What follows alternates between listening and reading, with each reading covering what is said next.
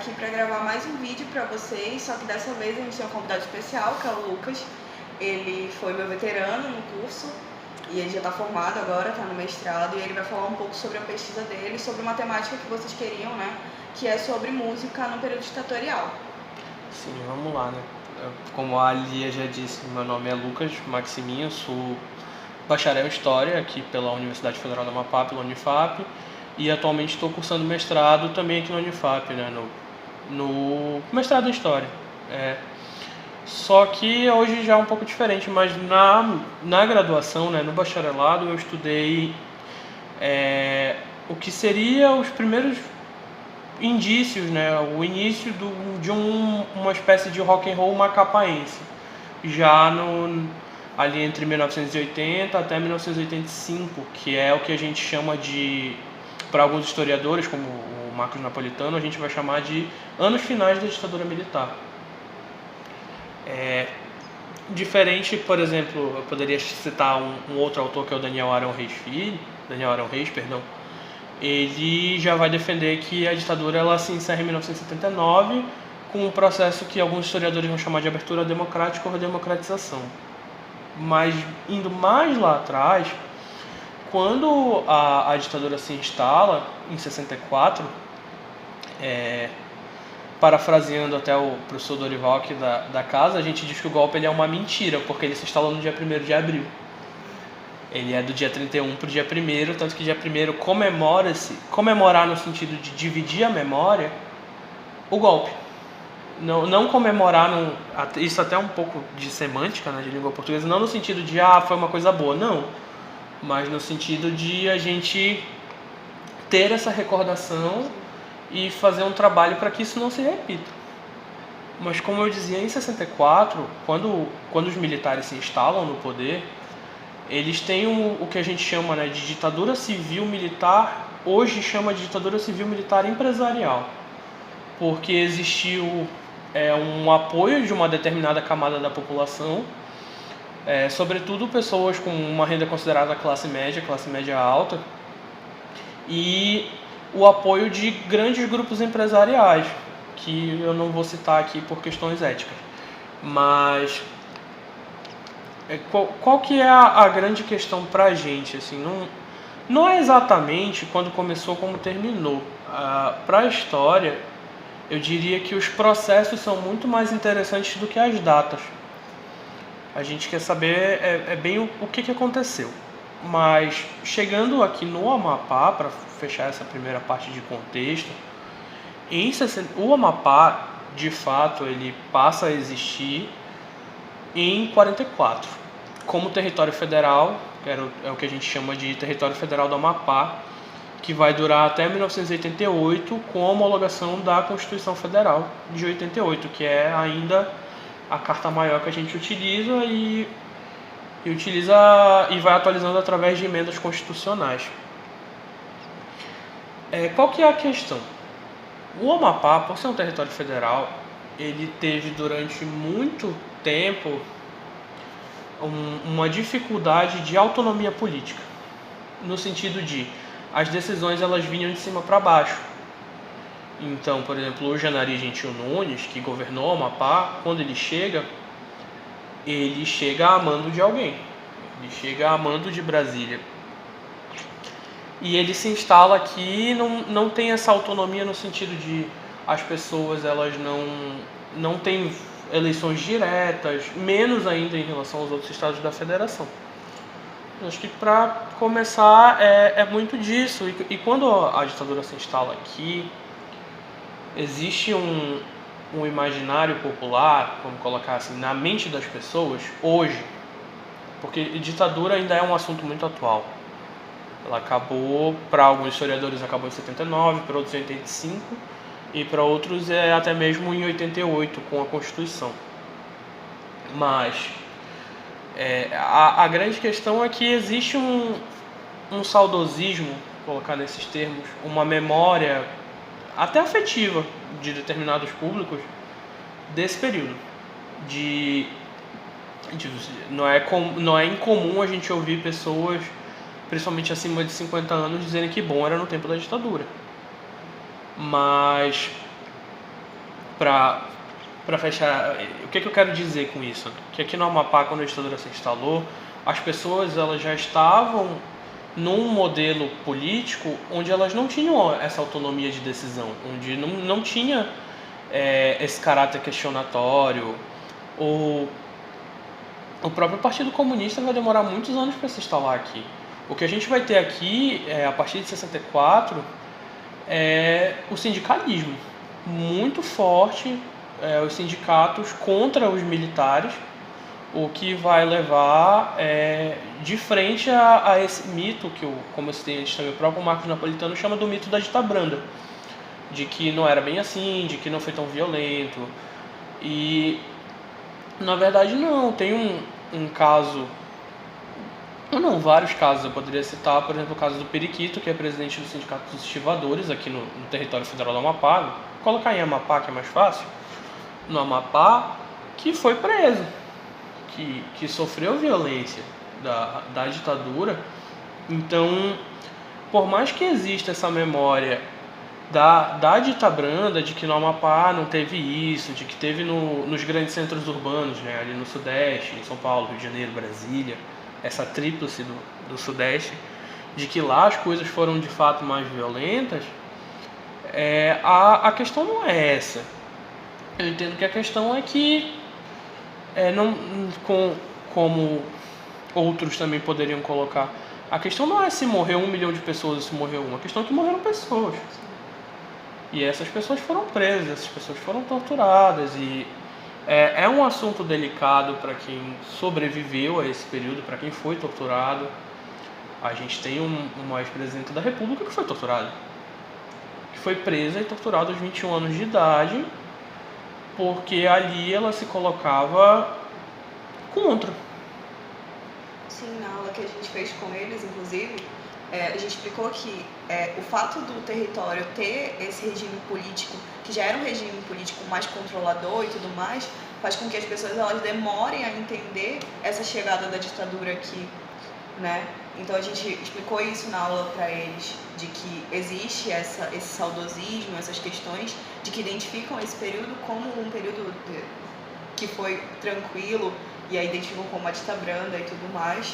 E que quando a gente para comparar, né, tipo, ver as fontes e tudo mais, ou entrevista pessoas que estavam ligadas muito mais com política nesse contexto, elas acabam tendo relatos que a gente consegue identificar que não teve todo esse pacifismo. E uma coisa que a gente consegue identificar nas fontes, por exemplo, é que da forma que podia, teve resistência aqui também, né? E aí que a gente tem que encarar a resistência de outras maneiras também. Sim, inclusive nesses primeiros anos da década de 60, em meados de 68, existia uma agremiação cultural aqui no Amapá, em Macapá de modo mais geral, que era a cidade ainda com maior quantidade de habitantes, que era o Saci, né?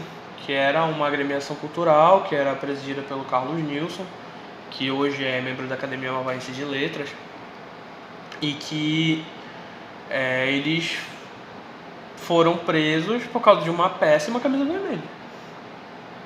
Ponto. Eles receberam no início ali um espaço na Fortaleza de São José, e aí durante a exibição da peça o censor mandou prender todo mundo ali mesmo e tirou o espaço e acabou.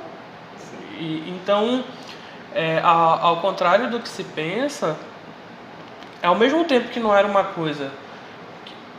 Não vou reformular. Ao mesmo tempo que a gente tinha decisões tomadas pelos militares um pouco mais sofisticadas, que é o que a gente chama, que a tortura acontecia nos porões da ditadura, a gente também tem situações mais escrachadas. Tem aquela situação, não vou lembrar agora qual era o militar que estava no poder, que ele manda o repórter calar a boca ao vivo lá, uma reportagem, e manda prender e acabou. E não é algo que se discutia, assim. Então, quando a gente fala de ditadura, em especial, a gente vai ter esses casos de que as pessoas foram presas ali no ato, ao vivo, e levadas. E a gente vai ter outros casos mais sofisticados que eu até esse caso em especial ele já é bem mais adiante, que como eu disse, a minha pesquisa ela é muito mais do final do que no início. Que é um caso que eu acho muito emblemático, que foi por uma reportagem. Em Belém tinha um jornal que chamava Jornal Resistência, e em 1980 eles publicaram um volume onde tem uma reportagem que chama Até Falar de Amor Era um Ato Político, que é uma reportagem onde o entrevistado é o Fernando Canto. O Fernando Canto, apesar de paraense e ter sido estudante na Federal do Pará, ele morou em Macapá, ele vive em Macapá até hoje, e ele foi opositor à ditadura, né? Ele foi um artista, cantor, compositor, poeta, ativista político contra a ditadura. E que ele estava em casa, ele coloca ali na reportagem, ele estava em casa por volta de 2 da tarde, chegou um jipe na casa dele e falou que queria conversar com ele. Então, na frente de todo mundo ali no bairro, e ele entra no jipe, ele é levado para prestar esclarecimentos, e aí o militar lá, ele tira da pasta assim, várias composições dele, porque a partir de 1946, no governo do Eurico Gaspar Dutra, cria-se a censura de diversões públicas. Esse órgão, ele é um dos órgãos, ele era vinculado à Polícia Federal, né? E ele é um dos órgãos vitais da ditadura. Por quê? A censura de diversões públicas, ela se dá pelo decreto, salvo em melhor juízo, 20.493/46. É um decreto que eu estudei com afinco. E por volta do artigo 40, eles já colocam, né, da censura prévia aqui. Será proibida a veiculação de canções que contêm aí uma série de coisas que dá quase todas as letras do alfabeto. Então, acho que dá em torno de 10 a 12 coisas. Então, o que acontecia a partir de 46? Isso antes dos militares.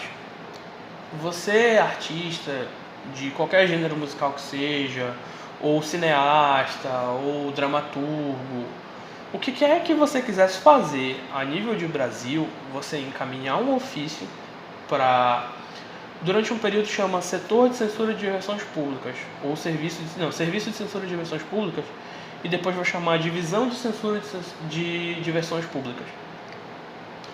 Então você queria, por exemplo, você queria fazer um festival da canção.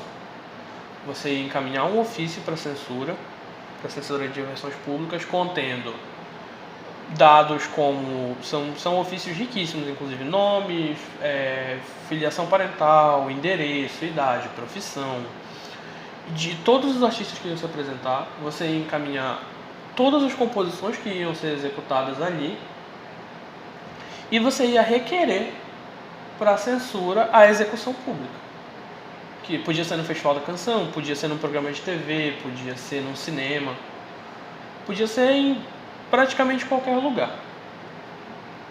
E aí isso seria analisado por um censor.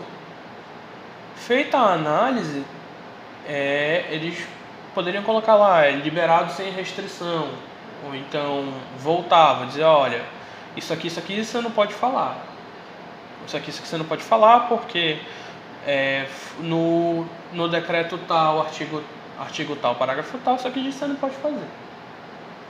Então você podia desistir, você podia recorrer. E a gente tem isso de várias maneiras. O Chico Buarque é um grande exemplo disso, né? O Chico Buarque, quando ele escreve cálice, quando ele escreve C-A-L-E-I-F-E-S-E, cálice, não passa. Mas quando ele põe cálice no sentido de se referir a uma taça,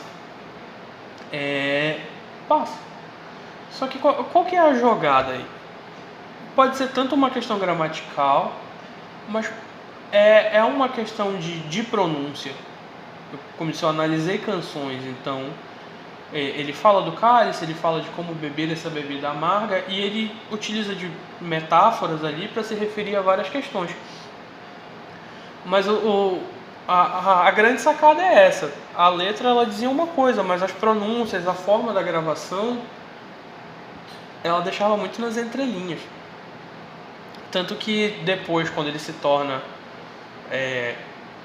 um dos inimigos públicos, né, da ditadura, Não vou falar regime porque regime é uma coisa que se instala e normalmente depois sai. Apesar de eu ter discutido um pouco isso no trabalho no sentido didático, é ditadura mesmo. Porque existe um conceito do que é uma ditadura.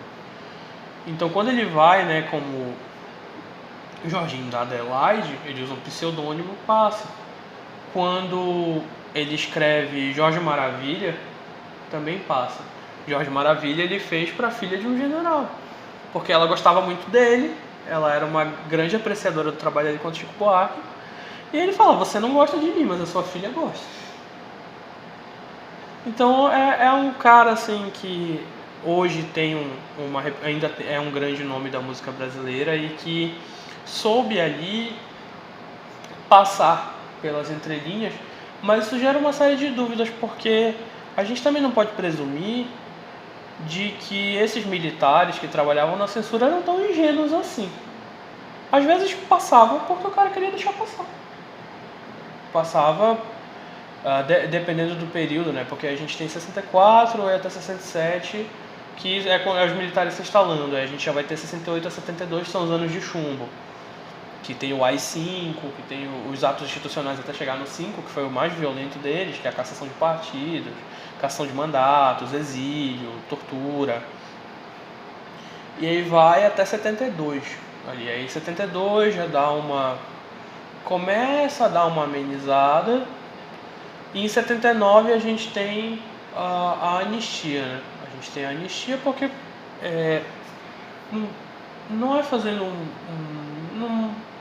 como eu posso dizer, no ensino médio, no material que a gente acaba utilizando em sala de aula, a gente não consegue trabalhar isso de maneira tão profunda. Então, quando tu tem como é que eu posso dizer? Tu tem esse conteúdo, né, no currículo da ditadura, tu não consegue entrar nesses detalhes. E, assim, como pesquisador, a minha posição é que, na real, gente, só acabou porque os caras não queriam mais.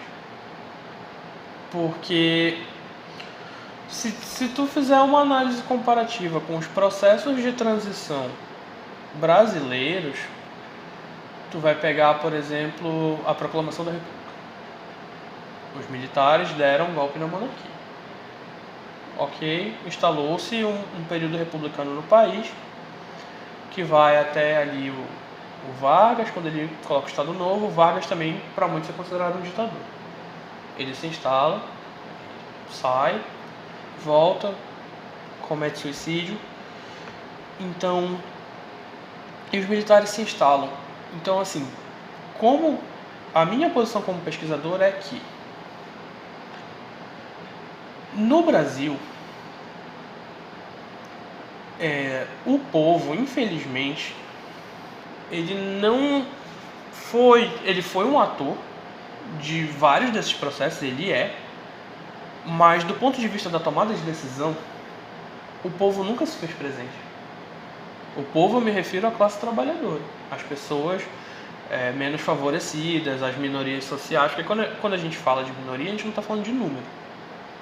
A gente está falando de pessoas que estão na pobreza, pessoas que são afro-brasileiras, que são negras, negras ou pretas, dependendo de como elas queiram se chamar, ou pessoas da comunidade LGBTQIA+. E quando a gente fala de minoria social é isso, porque a gente tem falas como as minorias têm que se curvar às maiorias, e uma pessoa que diz uma coisa dessa não conhece o conceito de minoria social. Então, nesse ponto é isso. A ditadura, ela vai, né? Eu acabei trabalhando com ela até 85, mas a gente tem a Constituição em 88, e a censura, de fato, ela deixa de existir em 91, no governo Itamar Franco. Então, para alguém que pesquisou arte, cultura, para mim também é difícil aceitar essas concepções, porque como é que a gente vai falar de democracia plena se até 1991 você tinha que encaminhar as coisas para censura? Tanto que se a gente vai fazendo uma cronologia, após 91, com o fim da censura de diversões públicas, a televisão brasileira vira uma loucura, cara. Porque tudo pode nos anos 90 na televisão. Tudo pode. Então, seja a banheira do não sei o que lá, seja a dançarina com diminutivo, tudo isso pode. Em 90, até que depois começa a se reformular, tipo, olha, pode, mas vamos estabelecer aqui a classificação indicativa, que não é censura. Classificação indicativa é outra coisa. Mas vamos lá. E a gente pensar também, né, assim, de que embora a gente faça opção por recortes, né, por exemplo, o meu trabalho, ele foca muito mais no início da ditadura, então eu pego de 64 até 68, mais ou menos. É uma opção minha, enquanto, né, historiadora, trabalhar com essa questão. Mas não significa necessariamente que, embora a gente trabalhe de 64 a 85, que chegou a 85 acabou ali, né, no dia, porque a gente também tem essa mania, principalmente quando a gente está no ensino médio, na escola ainda, de achar que uma coisa, se ela tem esse recorte aqui de tal data, começou e terminou nesse período. E não necessariamente, né, a gente vê que por muito tempo as coisas elas acabam continuando assim. Sim, tem uma piada do Pedro Cardoso, né, quando ele faz o Agostinho Carrara, que ele fala: Maria Isabel, você acha que a vaca pega a caixa do leite e fala: olha, meu leite vale até tal dia? Deu meia-noite do dia seguinte e estragou? É uma boa metáfora não pra explicar o que a gente não faz. É bem assim, cara. Não é bem assim, porque eu falei, o golpe ele se instala em 1º de abril de 64, mas mesmo com os tanques na rua e toda essa coisa, isso aconteceu em Brasília. Sim. Isso aconteceu em São Paulo, isso aconteceu no Rio de Janeiro. Isso não aconteceu na Amazônia. Mas não quer dizer que essas pessoas não tenham sofrido. Não significa que não existiu aqui, em 64, o estudante Edson era brutalmente assassinado em uma manifestação no restaurante universitário. Então, a gente precisa explicar, e a gente sabe que por uma série de motivos não dá para trazer isso no ensino médio, no ensino fundamental, que não é assim, tipo, hoje, 1º de abril, gente, olha, os militares estão na rua, começou. Aí, olha, dia 1º de janeiro de 85, olha, a gente acabou. Não. Mas eu escolhi trabalhar com 85, eu não diria nem tanto pela questão do voto, né? Que a gente tem o primeiro presidente civil, que foi o Tancredo, que morreu e o Sarney assumiu. A gente tem um presidente civil que assume, né? Então muita gente assume esse marco. Eu escolhi 85 porque com a questão do Tancredo, a gente tem o Rock in Rio na Barra da Tijuca, que foi a primeira edição, né, idealizado pelo Roberto Medina, o festival que acontece até hoje. Mas ele é emblemático em 85 porque ele marca, do ponto de vista cultural, o fim de um período. Porque ainda assim, eu disse, a censura, a política de Estado de censura, ela vai acabar em 91. Mas as coisas começam a mudar ali a partir de 79, principalmente, que é onde vai chegar o que eu estudei mais profundamente, que foram bandas de rock. Porque o que acontece? O rock and roll, de modo geral, ele é música negra estadunidense, que vem ali do jazz, que vem ali do blues. Isso é um fato. A gente tem a irmã Rosetta lá, a Sister Rosetta, que já fazia isso. Mas ele vai se tornar um produto cultural no pós-Segunda Guerra. Ele é ali uma coisa do pós-45, do início da década de 50. Em 54 a gente vai ter a Fender produzindo a Stratocaster, que é um modelo de guitarra que é o modelo de guitarra mais comercializado do mundo até hoje. Então, tudo isso contribui. E feito isso, a gente tem o Chuck Berry, e a gente vai ter o Elvis, principalmente, que vai ser um expoente. E é um produto dessa juventude dos Estados Unidos, né, estadunidense ou americana, como preferir, que vai ser colocado como vitrine para o mundo todo, que é o que a gente chama de American Way of Life, que no Brasil essa moda pegou e ficou conhecida como Anos Dourados. E esse período é justamente aquela coisa do Grease lá nos tempos da Brilhantina, que é o... Como é o nome dele? O John Travolta lá de gel no cabelo e jaqueta de couro, camisa branca lisa. Sabe? Esse estilo de juventude, esse estilo de vida, né? Way of Life, ele começa a ser fortemente comercializado e ele chega no Brasil. Ele vai chegar no Brasil e ele vai ficar muito famoso na voz do Roberto.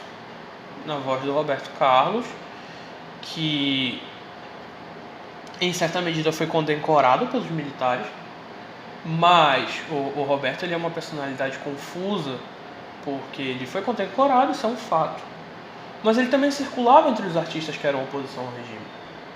Ele tinha uma circulação muito boa ali. Então até hoje não se sabe qual é a posição dele sobre isso.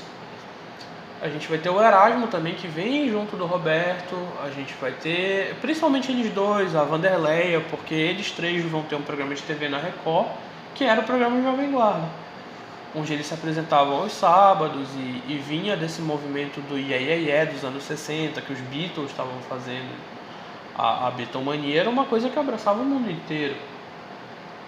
Então é um período ali de grande efervescência, algo muito, muito recente, muito novo e que as pessoas querem consumir. Porque vende assim como outros, mas eu diria que o rock and roll principalmente, ele é um gênero musical de performance. Ele é muito visual. Ele é muitíssimo visual. Você via o Elvis com aquelas costeletas e um colete aberto, com uma lapela grande e brilhantes e calça-boca de sino. Os próprios Beatles com aquela questão de que na primeira metade dos anos 60 eles usavam o mesmo corte de cabelo e usavam ternos, né? E cantavam sobre coisas que, se a gente pegar a discografia dos Beatles, elas não eram tão profundas quanto a segunda metade, que é quando eles deixam de se apresentar ao vivo. Eles param de se apresentar ao vivo em torno de 64, 65 e a banda acaba em 69. Então a gente tem esses produtos e eles chegam no Brasil, só que eles chegam para só para fechar a cronologia para ficar mais claro, a gente tem o fim dos Beatles em 69, mas em 70, isso aqui eu estou falando numa perspectiva mundial, né? Em 70 a gente vai ter dois movimentos dentro do rock que são muito fortes, que é o heavy metal com o Black Sabbath, que vem de uma coisa assim do Ozzy Osbourne, do Tony Iommi, que são os dois membros mais famosos, né, do Black Sabbath, o Ozzy principalmente, que são 4 jovens operários. O Tony trabalhava em fábricas e tudo mais, e eles começam a fazer canções de um jeito que ninguém fazia e falar sobre isso, tanto no sentido, vamos colocar assim, tanto no sentido satânico da coisa, tanto quanto no sentido da crítica. Mas para explicar para você, jovenzinho de casa, uma coisa que fica muito clara, que a gente sabe que tem, tipo, olha, mãe, pai, eu assisti uma aula hoje, o menino falou do diabo na sala. O demônio, no heavy metal, ele é uma figura de linguagem. No sentido de, esses caras estão falando de Jesus, eles estão falando que a vida é linda, que tudo é belo, então a gente vai falar do diabo. A gente vai falar do diabo, a gente vai falar de tudo que é ruim, a gente vai falar do sofrimento da classe trabalhadora, a gente vai falar das guerras, que tem uma música do Black Sabbath que chama War Pigs, que é tipo, porcos da guerra, tipo, olha, enquanto tá todo mundo morrendo na guerra do Vietnã, as pessoas que mandam essas pessoas pra guerra estão de terno e gravata. Essas pessoas estão em casa, dormindo tranquilamente. Então, que fique claro, o demônio no rock and roll, no heavy metal, ele é uma figura de linguagem. As pessoas não estão necessariamente falando do demônio, mas utilizando dele como uma metáfora para se referir a outras coisas. E isso na Inglaterra, né? No Black Sabbath. E paralelo a isso, nos Estados Unidos e também na Inglaterra, a gente vai ter o punk, que ficou popularizado com os Ramones, né? Na década de 70. E os anos 70 é marcado por essa música mais pesada. A gente vai ter também ali o Led Zeppelin, os Rolling Stones, que são artistas da Europa e dos Estados Unidos que vão fazer muito sucesso e que eles chegam no Brasil com uma certa dificuldade. Alguns discos chegam, outros não. Mas aqui mesmo, a grande referência que a gente tem de rock nacional, do início do que seria um rock nacional, são as bandas de Brasília. Que vai ser principalmente o Aborto Elétrico, que era do Renato, e dos irmãos que formam o Capital Inicial hoje. O Capital Inicial surge depois do Aborto Elétrico. Então, eles montam, e eu fiz um trabalho sobre isso, que é o Aborto Elétrico tem uma música que chama Veraneio Vascaíno. Veraneio é um carro da Chevrolet que era utilizado como viatura. Vascaína porque as cores do emblema da polícia eram as cores do Vasco. Então, nesse período, né, dali de 78, 79. Então, em 79 tu já consegue cantar sobre uma viatura. Já dá. Não quer dizer que tá tudo bem. Mas tu começa a poder, ali em Brasília principalmente, a gente vai ter esse movimento do Aborto Elétrico, da Plebe Rude, de outras bandas que vão beber mais no punk do que no heavy metal, esse movimento de contestação. Aqui no Amapá, o que eu consegui encontrar em alguns jornais, já na década de 80, era alguns artistas se apresentando em eventos, mas na legenda da foto no jornal não dizia sobre o que era. Mas tu vê, por exemplo, ao fundo um amplificador Marshall. A Marshall é uma empresa britânica de amplificadores de guitarra, que é uma grande referência para quem toca guitarra até hoje, é muito comercializado, só que é de um poder aquisitivo elevado. Então como é que tu vê um amplificador valvulado Marshall, que não é um artigo barato, numa cidade do território federal na primeira metade da década de 80? A resposta mais próxima que eu consegui chegar disso, eu não cheguei a me aprofundar, foi lendo a tese da professora Maura Leal, onde ela vai falar dos primeiros jovens macapaenses e que a classe média desses jovens, ela é de filhos de servidores públicos, de carreira, porque o pai era secretário de alguma coisa, a mãe era uma professora importante, e isso trazia um certo poder aquisitivo que de alguma maneira fazia o translado de um equipamento, não diria de boutique, mas um equipamento de difícil acesso, chegasse aqui. E essas socializações se davam no que a gente chama de festas de garagem, que era esses jovens dessa casta, eles conseguiam se reunir e ouvir discos de vinil e tocar com banda, ou semanas de arte, ou festivais da canção. Mas pouco se sabe, do ponto de vista de uma documentação oficial, do que se tratavam as composições deles. Porque normalmente ia para a censura prévia coisas de festival da canção e gravação de disco. Então se você não grava disco, se você não vai só para execução pública, a sua composição vai, mas não passa disso. Tu vai ter um aprovado ou um rejeitado. Na minha pesquisa, focando um pouco mais agora no Amapá, já que estou entrando nessa questão, eu falo muito da relação da igreja com os estudantes, né? Então, nas fontes que eu utilizo, eu consegui perceber que essa relação dos estudantes com a igreja, ela acaba sendo uma forma de proteção desses estudantes. Faz com que o governo, mesmo que ele fosse muito autoritário aqui, em relação a esses estudantes, por exemplo, existia uma vista grossa. Esses estudantes, eles estavam meio protegidos. A gente consegue ver Isso, inclusive, no relato do professor Guilherme Jarbas, que ele concedeu à Comissão Estadual da Verdade, que ele fala que ele foi um dos poucos que não foi preso justamente por essa ligação com a igreja. Aí eu queria que tu falasse como que é a relação desses jovens que estão envolvidos com rock e tudo mais, que a gente sabe que socialmente não é bem visto, né?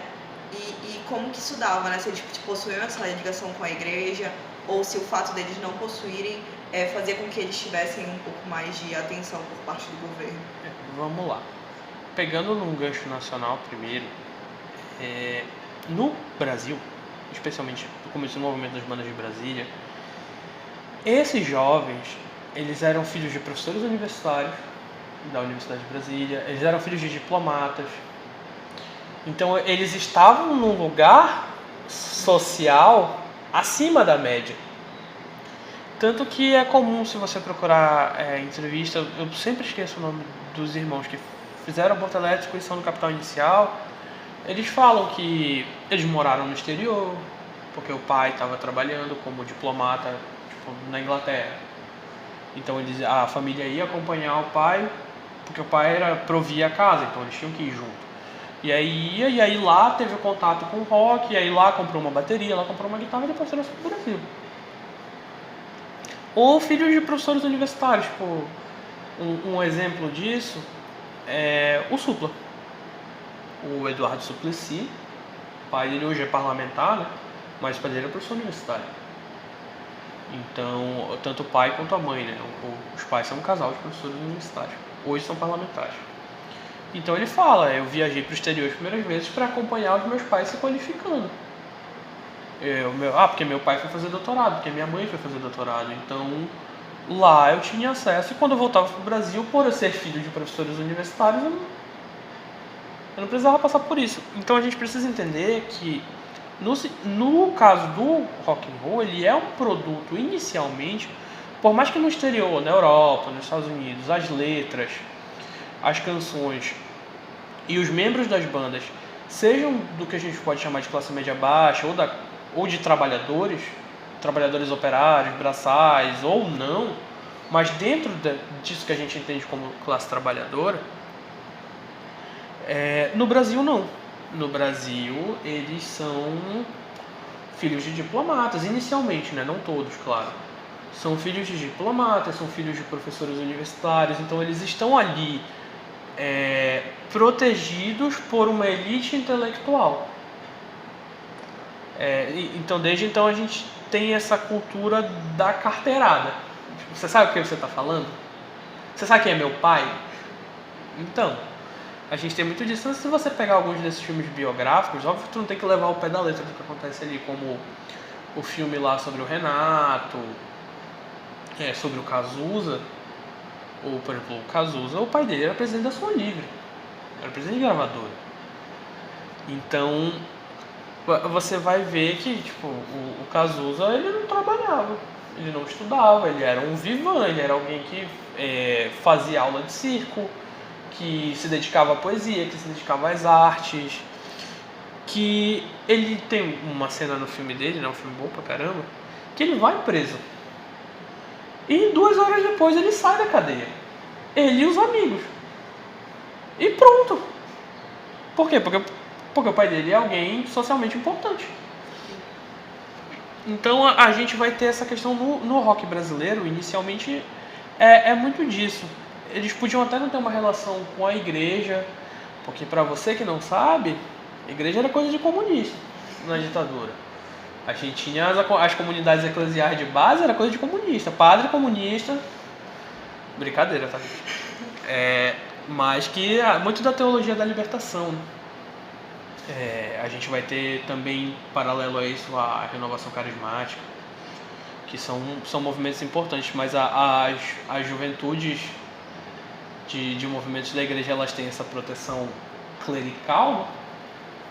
E os jovens do rock and roll têm essa proteção social, de elite, tanto que aqui, como eu disse aqui em Macapá, não vai ser diferente. São filhos de servidores públicos, de secretários de alguma coisa, de diretor de escola, Então, essas pessoas, eu não estou dizendo que elas nunca foram abordadas, mas que a truculência dirigida para elas era bem menor. E é importante, né, porque tu falou sobre a questão da igreja, uma coisa que me chamou muita atenção enquanto eu pesquisava é que qualquer posicionamento que fosse um pouco mais humanitário já era considerado comunismo, né? Então a igreja tinha esse viés um pouco mais voltado para as comunidades e questões relacionadas por exemplo, bairros pobres e fazer ações de caridade e tudo mais. E muitas vezes essas questões eram encaradas como comunismo. Nas fontes a gente consegue perceber também que para ser comunista aqui no território era muito fácil, assim, as pessoas considerarem que tu era comunista. Existem relatos de que ter cabelo grande, né, no caso dos homens, ter cabelo grande e um pouco de barba já era considerado comunista. Então essas questões assim do território, elas são muito específicas. E aí a gente não consegue fazer uma comparação, por exemplo, com o Rio de Janeiro e falar assim, não teve ditadura aqui. Teve, só que se deu de outras formas. Porque no caso, como eu disse lá no início, no meados de 68, o seu Carlos Nilson, né? O Saci, né, a aglomeração cultural foi fechada por causa de uma camisa vermelha. Sim. Então, como é que tu vai dizer que não teve ditadura no Amapá? A própria supressão de liberdade já é uma ditadura.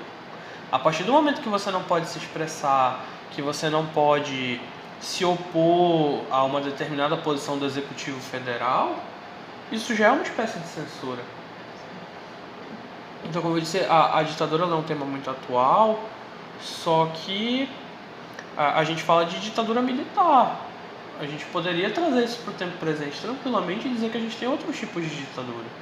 Que a gente tem tido nos últimos anos uma diminuição de políticas públicas para minorias sociais. A gente tem tido uma diminuição de produções de propagandas vinculadas ao Executivo Federal com minorias. As minorias não aparecem mais na propaganda do governo federal. E isso é um tipo de censura, porque você está dizendo que essas pessoas não existem.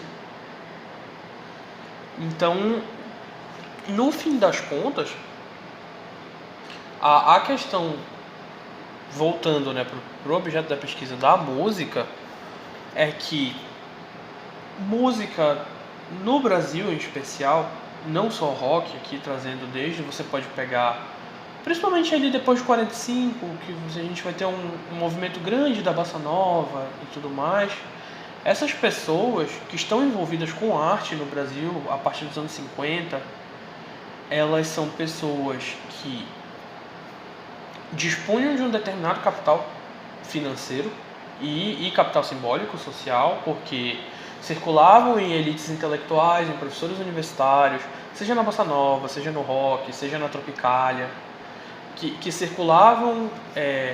Não estou dizendo, gente, que essas pessoas dispunham de muito dinheiro, mas que elas dispunham de acesso a bens de consumo, a literatura, a música, a cinema, e que por estarem ali numa classe média, vamos colocar aqui no termo classe média, indo para o que a gente chama de classe média alta hoje, que é uma renda per capita elevada, que normalmente eram núcleos familiares de 3 a 4 pessoas, e essas pessoas dispunham de um capital financeiro que permitia viajar ao exterior, que permitia mais de uma vez, inclusive, tipo num intervalo de 2 a 3 anos. Essas pessoas conseguiam viajar para o exterior, seja para qualificação ou seja para férias. Então isso mostra que para fazer arte no Brasil, principalmente no período ditatorial, sendo censurado ou não, você tinha que dispor de um determinado capital, seja ele financeiro, seja ele simbólico. No Amapá, como isso, a gente vai ter também a reprodução dessa questão dos filhos de servidores públicos, mas a gente vai ter, como eu disse, a gente vai ter pessoas que foram presas, como o Fernando Canto. O Fernando Canto foi censurado. Eu trabalhei em cima de um ofício dele encaminhado para censura, que me falha o número agora, mas eu lembro que ele é de 79, em que uma canção dele foi censurada, de autoria com um outro compositor que chama Silvio Leopoldo, que foi censurada porque, de acordo com o parecer do censor, feria o artigo 40, parágrafo B, que dizia: será proibida a execução pública de canções que contiverem mensagens induzindo a prática de crimes, porque em determinado trecho da composição do Fernando ele fala de uma briga de bar. E aí voltou, aí ele recorreu e foi aprovado, sem restrição. Então fica a dúvida nesse momento, porque o Fernando Canto era um opositor político. Então fica a dúvida se o cara foi censurado porque ele era opositor ou pela letra da canção. Então tinha esses detalhes que passavam, que faz uma ditadura. É aquela coisa, não é porque aqui, por ser um território federal, as pessoas já não tinham muita autonomia política, não era todo mundo que votava. Você, não só por essas restrições, a gente pode dizer que a gente já tinha uma mini ditadura aqui antes de uma ditadura militar. Não quer dizer que porque todo dia alguém tomava porrada na rua que não tinha ditadura. Que sei lá, que não quer dizer que todo dia saía um carro e quem tivesse com um cabelo grande ia preso. Que dá, inclusive isso que tu falou, vem muito de um termo que a gente encontra nessa documentação, que é subversão. Que é o que é subversivo? É o cabelo grande, é uma camisa diferente, que vem muito do... Isso se dá praticamente na América Latina inteira, que tem um movimento nos Estados Unidos que chama Red Scare, que é a ameaça vermelha, que vai se dar ali no American Way of Life, né, no período de expansão cultural dos Estados Unidos e da Guerra Fria. Então, olha, a gente tem que combater o comunismo está chegando na América Latina, olha, pô, um cara aí foi eleito 63 para 64, o cara tá falando de reforma agrária, isso é coisa de comunista. Dividir terra é coisa de comunista. Não pode. Porque a grosso modo, gente, de modo bem grosseiro, a gente viveu 21 anos de ditadura por causa de reforma agrária. Simples, porque teve um presidente da república que falou, olha, vamos dividir a terra? Tem muita terra aqui, o que vocês acham da gente dividir? Não. É o seguinte, você vai ser deposto e acabou. Porque cria-se veículos de propaganda e dizer, olha, isso é coisa de comunista. Sim, foi uma das aulas que a gente deu para eles, inclusive. E isso é coisa de comunista. Essa questão da ameaça vermelha, então vem o golpe no Brasil, e isso vale até para hoje, gente. Golpe na América Latina tem interferência dos Estados Unidos. Pode procurar. Golpe na América Latina tem interferência estadunidense. Foi assim no Brasil, foi assim no Chile, foi assim na Argentina. Então, por mais que a gente caia nessa comparação, né, de no Brasil teve ditadura, mas no Chile morreram não sei quantas pessoas. O Salvador Allende foi bombardeado dentro do palácio. Mas isso não faz com que o Chile seja mais ou menos ditadura que o Brasil. Essa é a grande questão. As ditaduras na América do Sul, na América Latina, né, de forma geral, pegando parte da América Central, elas vão se dar por interferência dos Estados Unidos em virtude da Guerra Fria. Porque como que pode uma superpotência que defende democracia e liberdade não fazer nada sobre um conglomerado de países que viveu ditadura de no mínimo 10 anos? Como que você defende democracia e liberdade e você não presta solidariedade para um país que as pessoas estão desaparecendo? Tudo isso porque o cara que foi eleito supostamente era comunista. Então, Lucas, eu queria te agradecer por participar com a gente nesse momento de estágio online, né?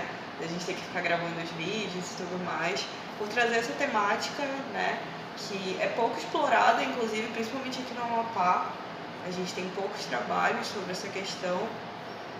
E a ditadura no Amapá, né, a gente tem estudos como o da professora Maura, do professor Dorival, que são base pra gente, mas ainda tem muita coisa pra gente explorar, tem uma infinidade de possibilidades para serem trabalhadas, e é muito legal que a gente conseguiu trazer para vocês diversos momentos, né?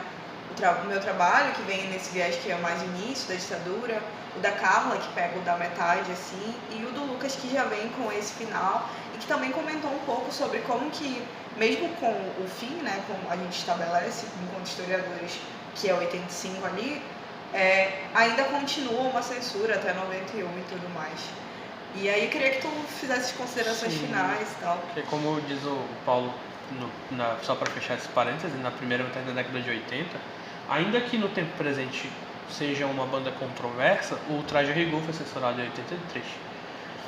E aqui no Amapá, para fechar esse ponto, a gente não consegue, concluindo até o meu trabalho da graduação, a gente não consegue falar de um rock and roll puxado pro heavy metal, puxado pro punk rock, mas mais próximo ali do Roberto Carlos, do Erasmo, aquela coisa mais dançante, mais da temática amorosa.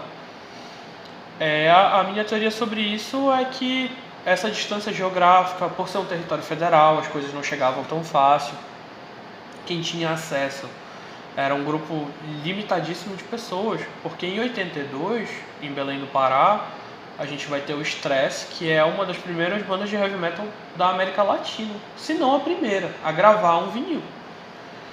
Então, existem poucos trabalhos sobre isso, inclusive. Mas tem, em 82, na Curuzu, que é o estádio do Paysandu, lá em Belém, na Almirante Barroso, tem o lançamento do Stress. E aqui a gente ainda não consegue falar disso nesse período por uma série de limitações, mas pode vir outra pessoa daqui a um tempo e fazer um trabalho mais aprofundado do que eu fiz. Porque ciência, no fim do dia, é isso. Mas agradecer a oportunidade. Eu acho que a gente que se forma, no meu caso a minha formação é mais voltada para pesquisa, a gente que forma para pesquisa, a gente fica muito no gabinete, ou a gente vai para os acervos.